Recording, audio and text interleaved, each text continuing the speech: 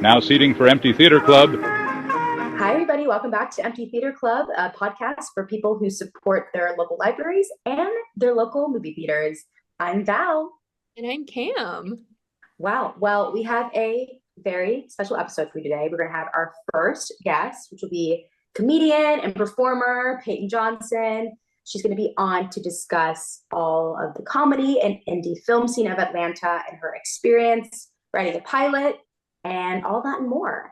But before we have her on, we just wanted to have a few pop culture moments to cover. Cam, what was the big thing that happened this week for us in ETC Nation? There's so many. I can't believe you asked me that thinking I had a straightforward answer. Jack Schlossberg for Vogue announced as a political correspondent for Vogue magazine. That's right. American Vogue. We've talked to Jack before, but a quick rundown for our viewers who might not be familiar. Jack Schlossberg is the grandson of President John F. Kennedy and Jacqueline Bouvier Kennedy Onassis. He's Caroline Kennedy's only son. She has two daughters. He's the only son. And just announced it this week that he was going to be reporting for Vogue, which is kind of the perfect job for him. I don't know about you, but I love it. I think it's fun. I think he's a special brand of American excellence.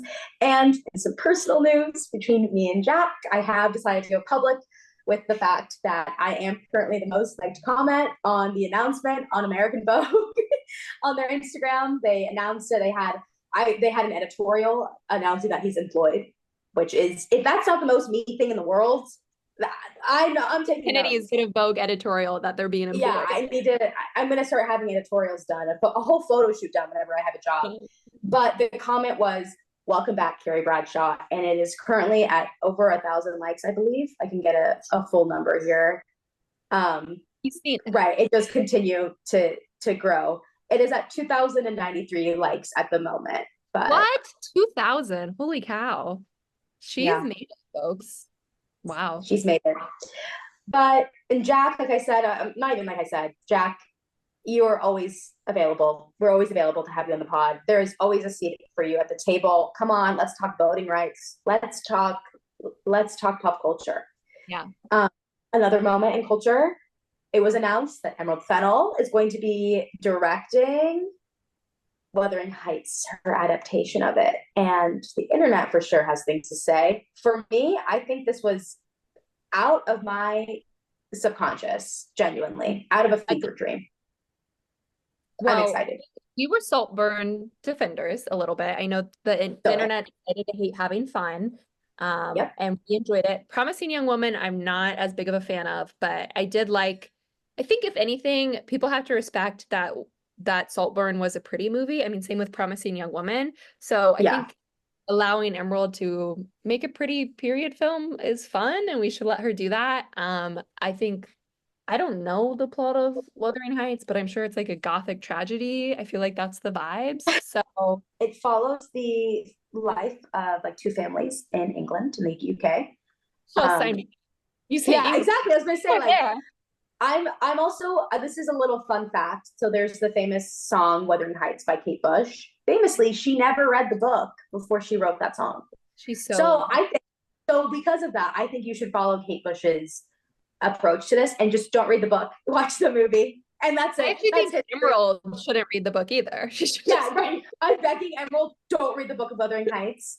I do fear like, honestly, one thing about me is I saw that announcement on like the Twitter on Twitter, and the first thing that came to mind, and this is me being like honest on the pod. I was like, this might be a movie that I get a tattoo about, like a Wuthering Heights tattoo. Wow. I don't know why. I just like had a sign. I just like had a feeling where I'm like, I'm gonna love this movie unironically so much that's gonna make me want to like get a tattoo about it. Okay, it's fun when a director adapts a female author's book, like a female director. I love that anyways, right?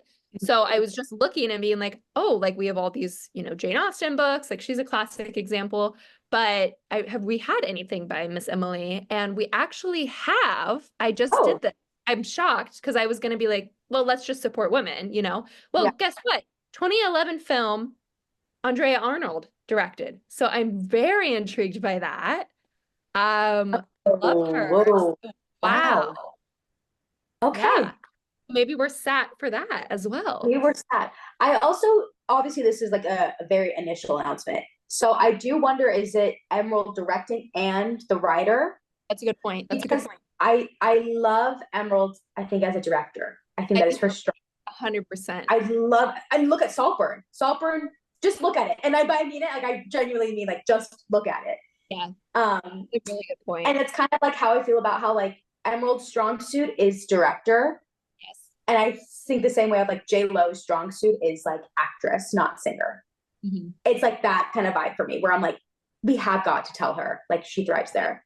You're right. Yeah, so that's TBD on that. I'm excited to watch those announcements. Who's cast? That's gonna be really fun. I mean, Who do you think?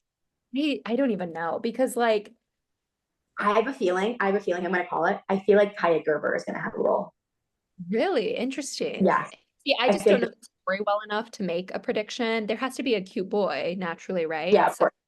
I don't know. I think she could get some bigger names. I mean, you know what? Who I would like to see in it, who I think would be actually really fun, Tom Blythe.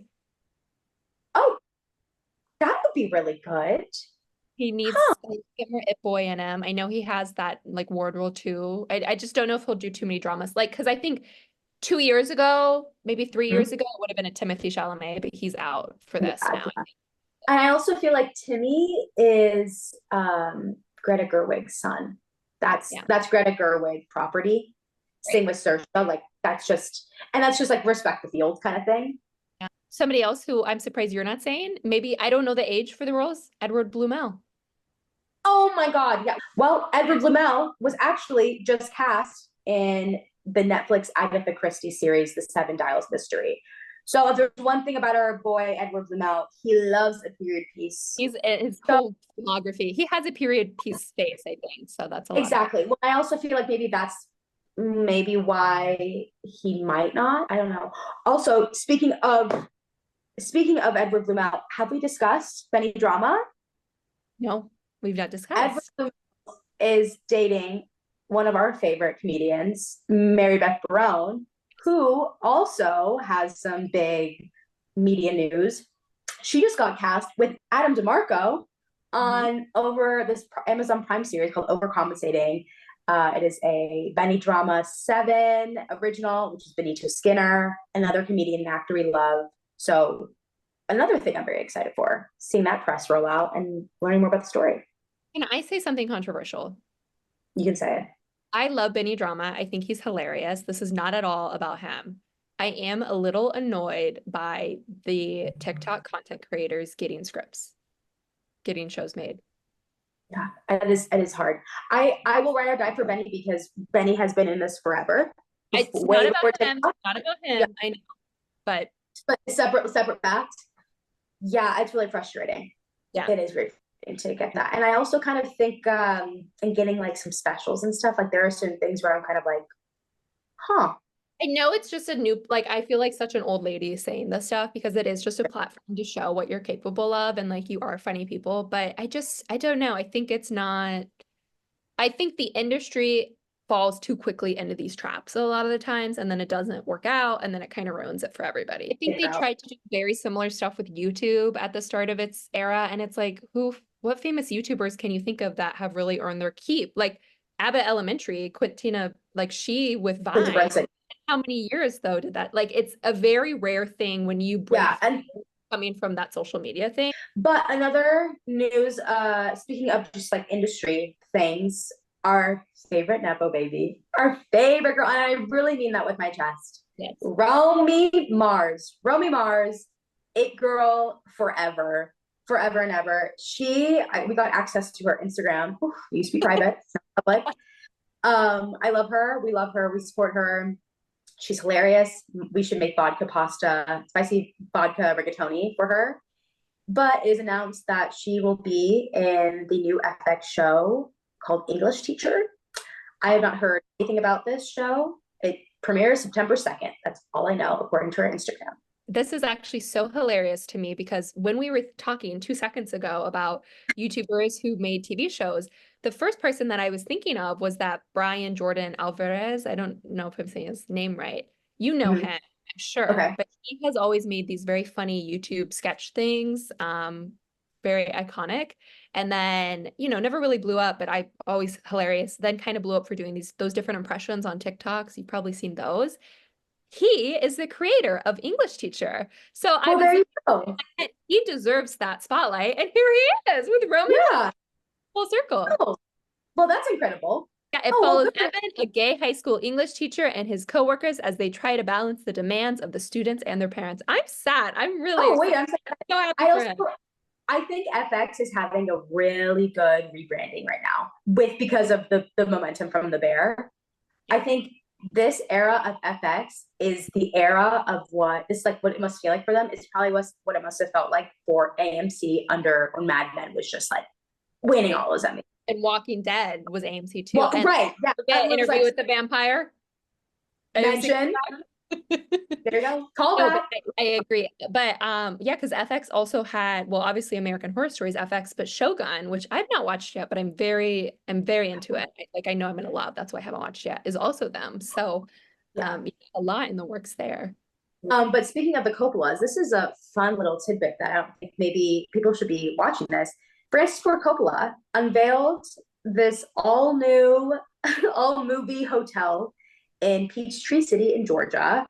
And I'm personally so excited. I want a field trip there. I want to be boots on the ground there. I need to know everything about it. I'm so obsessed. I think it looks so, so cool to be able to have this. So I'm just pulling it up right now. It is the world's first and only boutique hotel with professional film, TV, post-production facilities, including editing, sound mixing, coloring, and screening room. The concept of it is really great. Especially because we do have teams who are traveling, right? Like you're usually not in an area, your first team, your second team. So to have a space where you can live and work, I think is really amazing. I think one thing him and Scorsese with his restoration projects, all of these directors are contributing so much to film history beyond just creating films. And I think that's really incredible. So I agree. And it's a way for them, especially I think what Scorsese has been doing is a way to acknowledge your legacy but also be very realistic of time and of what you can realistically continue to produce and kind of controlling who you want to pass the baton to in a really great way. Because it's he is, Francis Ford, he could be anywhere working on post-production. And this idea of this movie, this isn't going to be the A-list celebs and stars. This is going to be the gaffers, these are going to be the post-production people who are staying here. And I think that's really lovely. And speaking of Georgia, this is our perfect time to our first guest on the pod. Welcome to the stage. You know her, you love her, and if you don't know her yet, you're about to be obsessed. Welcome to Empty Theater Club, Peyton Johnson. Hi. Yay. I'm so excited to be here. We're so happy to have you here. Peyton is located in Atlanta. She's a stand-up, she's a writer, she's a Jane of all trades, we could say. She recently released a short film called Office of Residence Life, based on her lived experiences as an RA on our alma mater that we will get into. So without further ado, Peyton, welcome to the club. Oh my gosh, I've missed y'all so much. Thank you so much for having me. Of course. I think our first question is, tell us a little bit about yourself, how you've been and where you've gotten to where you are right now in your projects. Oh my gosh. Y'all, I'm coming up on a full 3 years here in Atlanta. I love it a lot more than I thought I would, especially graduating from our alma mater into a pandemic, into what I thought was a dying career path, musical theater. Been here 3 years. I love it. I do a lot of live stage work, so a lot of scripted things. I worked particularly with Shakespeare, which inspired me to start writing for myself, being funny. And I've been doing stand-up as long as I've been in Atlanta. So also 3 years, which still makes me a rookie. But I don't know. Everything that I've gotten so far in comedy, I've definitely fought for. And everything I do is for the girls. The only reason that I've made it this far is because I had very strong female comedians who were also seasoned tell me to keep going. And that's kind of what I do it for now. Love that. And then all of that, all the writing, all the acting, all of the networking, all the traveling that I've been able to do with stand-up and theater, led me to actually write my own pilot, which is cool. Here in Atlanta, we have, well, a very strong, like just female base in general. And there's this school that's called Laugh Labs, ran by the one and only Lace Larrabee. And she teaches a stand-up class that is all female, like a female stand-up class. And they sell out, yeah, it's really cool. And they sell out the legendary Punchline Theater. That is cool. I took a co-ed class my year, but then also through that school that she has, there was a pilot writing class taught by Katie Hughes, and I took that. And then because I'm no quitter and I always do the things that I say I'm going to do, I wrote the pilot. I got a little bit of funding, $600. Wow. Oh, $600 to film something called a proof of concept. oh my God. Oh my God. It's not even done. I just have like a full script, and that's not all that I am, but those are like my big things. Like I do live theater. People definitely know me more of a stand-up right now, and then the pilot. People come up to me on the street. They're like, "Hey, you're that girl who did that thing. Let me know how I can help you." I'm like, once I get some money, sure. Oh, But, yeah, that's where I'm at right now. yeah. That's kind of amazing to be like known as the girl that did a thing, because Yeah. you never know what thing they're referring to, but you know it's a thing that's in their realm. And you're like, oh wow, I'm reaching people in all aspects of life. And all weird when people come up to you like that. Like, is it something you're getting used to? I am. It's something that I think the people around me have to get used to. Because like I'll just be out minding my business and people will come up to me at, I call it my local watering hole, but like a local bar. People would say, yeah, we saw you. You've been like here at this bar consistently. Like, we've seen you do it. It's not scary, but it's very humbling. Cause I'm like, oh my God, like I have a real impact on people. Cause you could be mean to people in the audience. You could bomb. You could absolutely bomb a set. Right. I don't, but I do want to ask though, because of that, like you have such a star quality and you have backing behind that, because it's one thing to have to think highly of yourself and to not have anything behind it besides a chip on your shoulder. I feel like the quite opposite of that. What were your influences in media to kind of embody that? Because I feel like as women, especially, it's harder to find a woman who has taken up space her entire career. And it feels like you definitely are, which is good. Yeah. Oh my gosh. Taking up space is a big theme in my life right now. I say my influences, I love ensemble. Yeah. I love ensemble. Like I've been thinking a lot about this lately. I loved all that growing up, like as a child. And that beat of camaraderie. That's what I do it for. Like that's what, when I perform at the Shakespeare Tavern here in Atlanta. It's lovely. I'll be in a show in the fall. When I do that, that is a labor of love. Like the stuff that we have to do backstage for one another, like dressing each other, costume changes in the moment, soundscapes, those things, insane. When did you start getting into performing? Like, were you like a little girl, like on the stage, or did it take time to get? Yeah, that's so cute. I have a picture. I literally just put it on my story the other day because I found it. My parents ask me this all the time. You ask me my influences. I don't really know. It was just in my blood. I love ensemble. Like I love The Office. I love Parks and Rec. I love that writing. I've been performing since I was little. I found this picture that my dad took and he's like, what were you thinking? He wanted to know so bad because I had taken a plastic chair and I picked a tulip from our garden and I put it in my mouth and I grabbed my little baby guitar and I went out onto the street. I lived in the suburbs of Illinois, right? And I put one leg up on the chair and I started just strumming for the people. No one on the street. And my parents would come and get me. They were like, what are you doing out here? So you've known from a young age that you want to get into this. Yeah. And I think that's why my parents didn't give me any grief when I said I wanted to go to college for theater. Yeah. Like hearing other people's stories and how it was a nightmare for them to get the money, or like people being borderline disowned because they were doing this. But my parents were like, we see this path for you. yeah. Cam and I agree of like, in our house, pop culture was definitely celebrated and it was talked about. And it was a culture of just knowing of like what trailers are happening, family movie nights, those shows that are like family friendly. Like I'm thinking of how many families now are watching like Abbott Elementary and just like cracking up, and like that's their friend. So was that always in your household as well? As that maybe where that love has come from? Yes, definitely culture. My parents, oh gosh, they're so funny because they definitely have limits. My mom and my dad. I was a bit more abstract, but I remember like one weekend, I don't know what came over either one of them. They sat us down and they said, these are the movies we're going to watch all weekend. If you don't watch these, people will make fun of you. This is like life. This is culture. And I watched all of Star Wars, all of The Matrix, and like they sat sequels.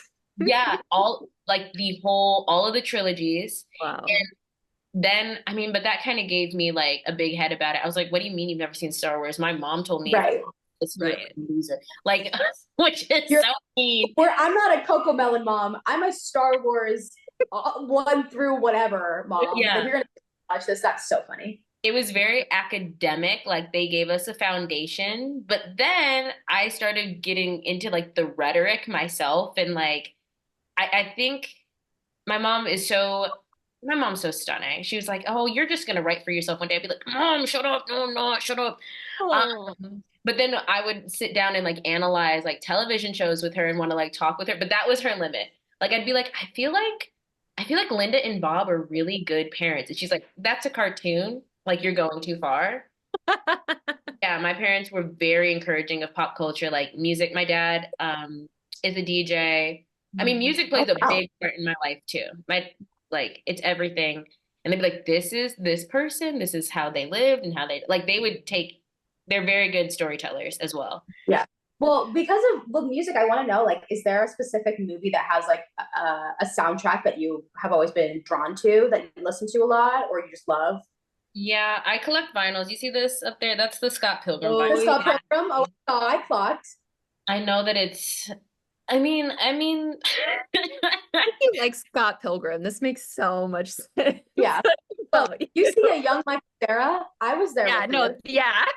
I'm still there. I'm still at the restaurant. I'm still there. But how did you meet your current boyfriend? How has that played a role in shaping your material now? Like a genuine question.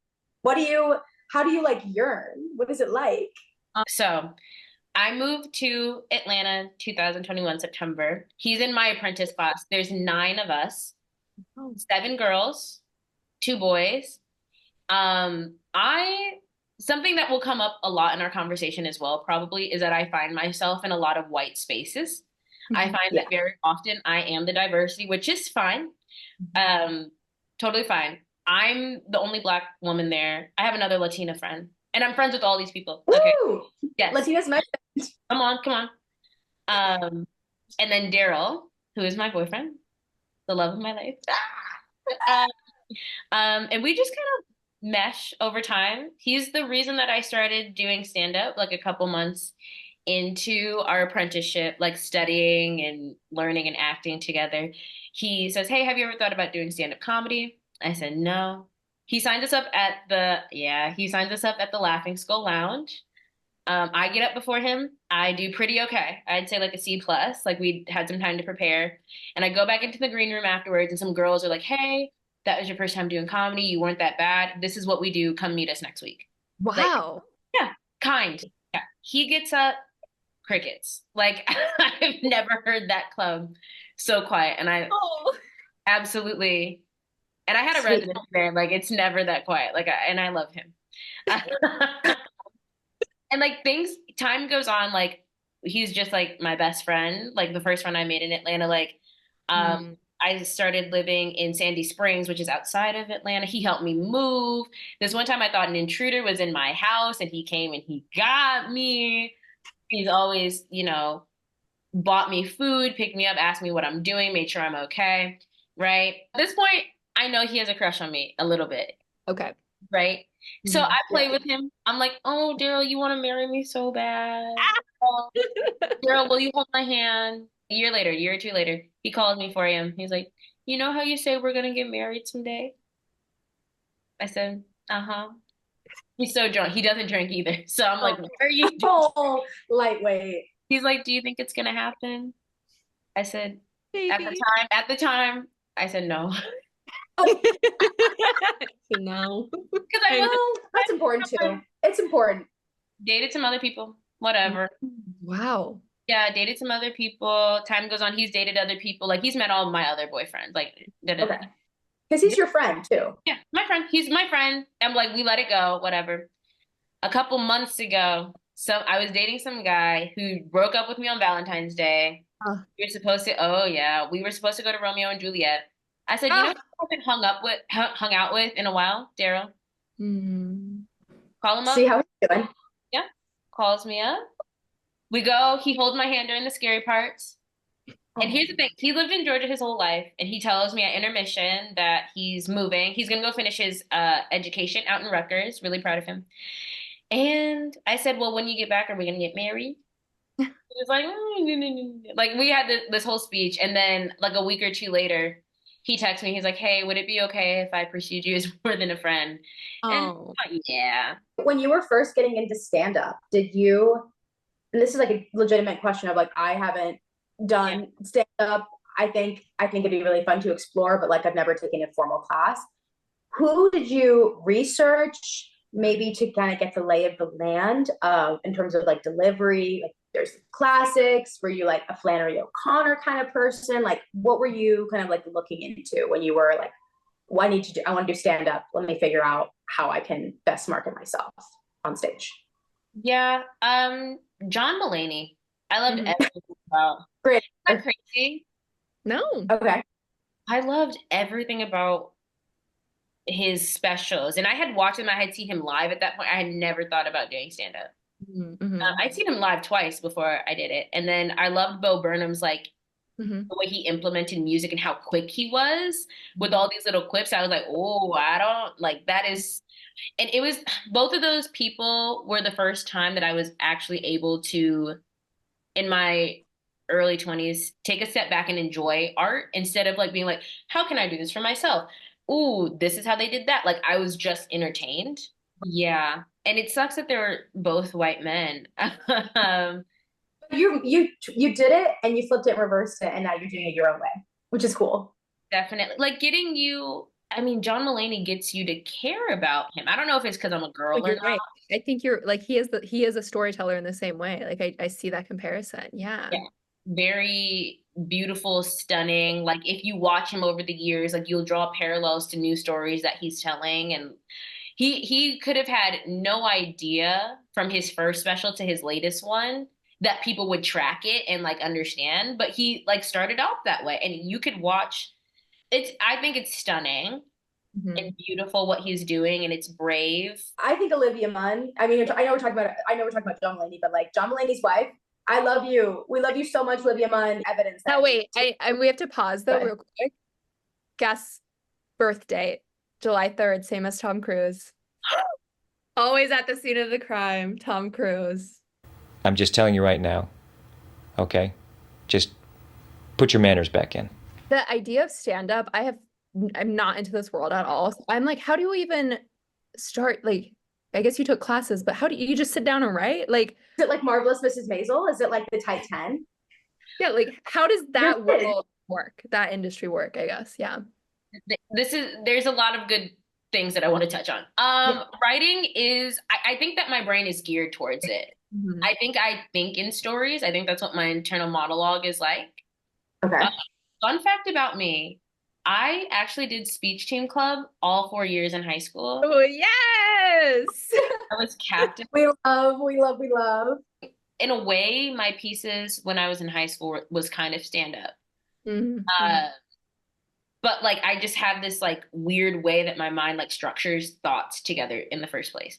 Mm-hmm. The writing process for me is something happens and I write it down. No matter what, I just write it down and then I write how it happened and then I tell it to my friend and then anything that she laughs at, I'll keep it. Or anything that I would laugh at, I kind of, if I'm doing it alone, I'm like, if someone told this to me, how would I want to be told it? And then sometimes I realize that my opinion and what I find funny is not the end all be all.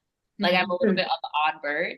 And that's fine. A lot of jokes get canned and they're just really good experiences that I've had on stage or a learning opportunity. Like I don't keep everything. I will say the first joke that I told on stage, I'm still using. My joke that I've kept since I've started was about how I'm actually the first ever African American woman to be a leash kid. I've heard your joke. I've heard this in your set, and I laugh every time. Yeah, it's stuff like that, and it's always about me. Yeah, I talk about how dating white people is actually a lot of watching South Park, and it's stuff like real stuff that I'm like, oh wow. I went to college in Iowa. Like everyone loves, or they're bewildered at the fact I went to college in Iowa. No, it's so funny. And obviously we'll plug your stand-up at the end of this and where we can find you. But like, for those listening and watching, pause this right now, go to her Instagram, which will be found in the description, and listen to these jokes, because once you hear it, it's the funniest thing over here. That's like, I look for that in a stand-up set. It's so good. Those are incredible jokes. Never lose them. Like personal too. Like it is like your story. And I think like it is a talent to be able to like look at your life and everyday things and be like, no, this was funny. But I went to a taping of a famous comedian that I will not name here for legal reasons. And it was a test for a Netflix special that they had. And so, no phones, is completely, they went up there and they were saying that, they're testing the material. So all feedback is good. Please laugh. And also don't feel, subjugated to laugh if it's not funny. And there were some jokes that were very, very funny. And I thought, okay, this is good material. How cool it'd be here. And then they noticed that we were getting a little bit more comfortable with them. And then they took that and just completely were horrible to minorities, to people with disabilities, and all of these horrible jokes. So I think with that, like, that is my experience with stand-up. Just like, I'm in the words of King Control, I don't want to be in a situation for a second where I'm just not enjoying myself. So how do you, knowing that, I'm sure that unfortunately we all have like stories about that, just like hearing stand-ups, very famous ones, household names, just saying horrible things of our gender and of people, just different backgrounds. How do you like kind of deal with those, just kind of differentiating yourself to be in a space of that is very white, very like male dominated? I am so glad you brought that up, because I would say for the first couple months of me doing stand-up, there was like a stretch of like 4 to 5 weeks where I would go to open mics, I would go to shows and not get up. Like for a while, it is studying. Some of these men that I work with have been doing stand-up since they're 17, 16 years old, right? Socially awkward. Now they're like 30, whatever. Yeah. When I tell you, it is about reading a room. It is about reading a room. And that is something that so many people lack. And usually when I'm having these conversations and I'm talking about people, I do unfortunately mean men. I am at times blind to my own like shortcomings in life, like being Black, being a woman, like, and I'm very thankful for my mom for telling me that none of that matters, just be great. Obviously there are some things that I struggle with, but when I tell you some people cannot read a room, I realized after going to shows even 3 or 4 times at some of these clubs, a lot of the people in the room were women. It was girls having girls' nights, and the boys, there would be one boyfriend in a group of girls. And then a man gets up and talks about his genitals for 5 minutes straight, or talks about, oh, that bitch did this. But it's like, who is the demographic? I've also incorporated music into some of my comedy these days. The coolest thing about stand-up comedy is that all the other stand-up comics have day jobs. Someone that I work with, he works for Pepsi for money, right? He asked me if I would sing the national anthem on behalf of Pepsi at the opening of a Walmart. That's how much I love music still. And that's how comedy has led me back to music. You got up there and you said, and when I'm in the club and I'm bumping that. You said, all rise, hats off, Charlie on. Now we can kind of talk about the Office of Residence Life. Love. Yes. I would love to know, you kind of mentioned about the $600 only for funding, but maybe you can talk about casting and sitting down and writing that. Like, how is that writing process different than your stand-up writing? That is a great question. Yeah, the Office of Residence Life, it is mockumentary style based off of, I worked in a really big residence hall my sophomore year of college, and so many shenanigans, like straight up shenanigans. And I worked with people who were not in the arts, like predominantly pharmacy students, like very cerebral, serious people. And they would just do and say the craziest things. And there was one day I was looking at all of them, like these people that I had grown to love dearly. And I said, I'm going to write a TV show about this. And they were like, okay. Yeah. And I was like, and I'm not going to change any of the names. So writing it, I took a class for this one. Okay. I will say, when I started stand-up and I took a class a year into stand-up. Pilot writing, I had no idea, but I knew that I've always wanted to write this particular like concept. Yeah. So it came about mockumentary style because it's like, no one's going to believe it if you just like kind of like tell it. I was like, it's very real. And I kept a diary during my time as an RA. I would write things down for this particular project. And I think this goes for my stand-up too. It's because I'm able to replay conversations in my mind. So a lot of things are just like, as they happen, da, da, da, da, da, da, da.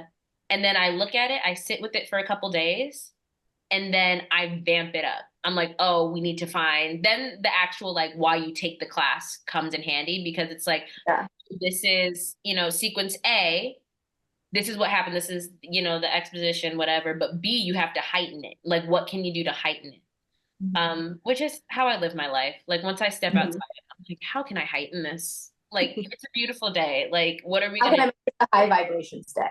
Yeah, high vibrations. And the writing, I think, like, starting to write more episodes, it gets really methodical after a while, because you're like, this is the exposition, this is what happened, this is what really happened in real life, but now this is how we fictionalize it. And it's just a little bit more. And everything is a labor of love. Like, it goes through a couple passes through my friends. The process for oral has probably been my most favorite thing I've ever done. It's because it's not that people didn't think that I wouldn't do it, but time passed and Corona happened and I've moved. It's like, oh shit, it's happening. Yeah. Very well received. I mean, being in community with people, being in a writer's group, what have you, I highly recommend to anybody. Finding people that you trust. Like, people don't really steal ideas as much as you think they do. So, not with something convoluted like this. It is copyrighted, thank God. But I was really happy when I was presenting it to my writers group, because I did some research and everyone had agreed they don't know anything about being an RA. In case you don't, listener, it's a resident assistant, because some people don't go to college. Some people don't have RAs. It's true. People don't have it, yeah. Some people call them completely different things. But it's just really that annoying person that was in charge on your floor. But then I got a reading going, which was really exciting. And that was just for me to hear. I did not want to be in the reading. I just wanted to hear other people say the words. I casted people that I felt would fit it well, based off of my lived experience, as well as just like who was available. I casted a lot of comedians. I casted a lot of people who said they wanted to be. And that's the cool thing about a large ensemble, is that I'm like, okay, I know that these people are going to be good. I know that these people want to try something new and that they're going to have the heart. And I know this person is going to say it exactly how I want. Everyone who read the script got it. Yeah. Which was cool. Sat on that for a couple months. And just like listen to it back, have the video. And then someone that I had casted in the role of Nick, he was like, I was content with just doing the reading. I just wanted to do the reading and have this piece of work and say that I did it, right? And like send it off to the RAs. He said, no, let's do it. And also a really talented actor. He produces a lot of things. He actually got hired by a production company. So he wanted to just like get his feet wet. And he told me what to do, what to say on social media. We took a lot of the same cast from the reading, anyone who was available for it, because they like fit the part aesthetically. And we called in a lot of favors. There's nothing that I don't do that's not community based. Like it's a lot of, at this stage in performance and climbing the ladder is calling in favors. There's not a lot that I wouldn't do either, for people, vice versa. So there's this church here that is famous. They have like 3 or 4 levels of youth centers. And Greg said, hey, we've already filmed here. I have a good relationship with the security guard. Let's go tour this place. It looks like a college dorm. They let us have the space on the day that we needed it for $50 an hour. Yeah. Wow. All the actors worked for free. Here also, to your point, Val, what you were talking about earlier is how are you doing this? Yeah. I had to sit back and ask myself that question. How am I doing this? Because I could write this, I could produce it, I could star in it, I could direct it. I've taken it upon myself to relax and to invite more people in. Yeah. Hired a good friend of mine to direct it. Hired someone, I mean, I meet everyone. Isaac, he's the best in the world. He works for Warner Brothers. He has the opportunity to rent some equipment that we needed. Nice. Everyone, all the actors worked for pizza. Wow. We got it. So, and then what we actually filmed was a proof of concept. So we've been like taking like some meetings with people about it, about selling the script and whatnot, but like they see how it's supposed to run and it starred me. So, and that's why I wrote it in the first place, because it's so silly. It's so silly. Yeah. Being an RA is ridiculous and I never felt seen. And it's weird that no one has ever written a television show about it. It's just weird. I do remember crying after we wrapped shooting. We did it in one day. I was like, I can't believe it. Like I said, I'd wanted to do that since 2018. And I tell my friends this about everything about live acting, and they regurgitate it back to me because sometimes I lose the plot. I get sad. Like it's about acting, it's about stand-up, it's about film, it's about writing for yourself. It's like, do you love it? I do it for, you're doing it for nothing. I do it for nothing. I do all of this for nothing for 50 years because I love it. Well, that's amazing.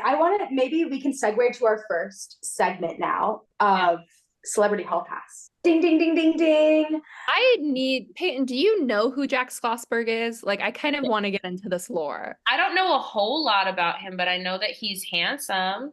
Have I seen him around? I know he's the new political correspondent for Vogue. Well, famously JFK's grandson. Like, yeah, Jackie's grandson as well. He's Jackie, and he has that Bouvier energy. Yeah, he's fine as shit. And I feel like I've seen his videos. You swear? Yeah, they're quite silly. So I feel like it's just hilarious that he is a Kennedy, because then he'll be on Instagram being like he was quoting like Byron on a skateboard the other day. I think Jack Schlossberg is both Val and I's like top Hall Pass. Yeah, I agree. Usually if I was in a different zone, like it's weird because I'm a lustful girl. Okay. I used to be, I was on this podcast once called The Thought Topic. And I was talking about being a lady perv. Like I love a man. I really do.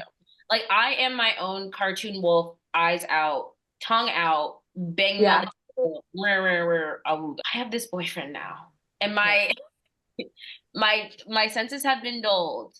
And God, imagine being so in love that you're like, yeah. I love a man. I still do, but it's like when you put me on the spot and you ask me, and I know that you've given me this prompt for a hall pass, like my instinct is Timothy Chalamet, obviously. Friend of the podcast we love. Or Harry Styles. But here's the thing. Neither one of their names have been out of my mouth in like 4 or 5 months. Wow. Wow. Yeah. Okay, so like who else? Is there a potential? Is there anybody you know? This could be also a Celebrity Hall Pass, a celebrity who is no longer with us. Patrick from Challengers. I'm having a big Oh, Oh, yeah, challengers. Look at Josh mentioned. O'Connor. Come on. I'm having a real challenger summer. Well, this was such an enlightening conversation with you, Peyton. And as I said in the beginning, the people who will listen and watch, I hope that you're now obsessed with Peyton as much as we are. Where can we find you? Where can the people watch you and follow along your blossoming career? Oh my goodness. Thank you so much for asking. I am across all platforms at Notorious. That's a big word. Notorious, Pey, TikTok, X/Twitter, Twitter forever, Instagram, most notably, SoundCloud. We didn't talk about this at all, but I want to drop an EP pretty soon. But Notorious Pey, I'm infamous, the most loved Princess Diana. I'm so glad that y'all had me here. This means so much. Of course, Peyton. It has been an absolute honor to have you on the pod. Thank you for being our first guest. Welcome to the club. Before we go, we still have time to do our FYGC, our 4-year group chat. Thank you for your consideration. This is a video that went viral this week that you need to be sending to your group chat and giggling over and getting kicked out of the chat for because you can't shut up about it. So our And restating, you had the chance. Well, yes. So our FYGC this week is... So this video is featuring Rachel Dratch, Amy Poehler, and Rashida Jones doing the trend of like black skirt and a hoop. Black skirt, that little trend that's happening around TikTok. We'll obviously post it so you know. But my favorite part of this video is Seth Meyers walking in the back of every shot. And at first, when I first watched this, I was like, who is this annoying man in a blue shirt in every shot? I paused. Twitter kept being like, who's this gay in the back? Who is this Wendy Williams thing? And that's not, like, and who's that? Oh, okay, James. And you know what?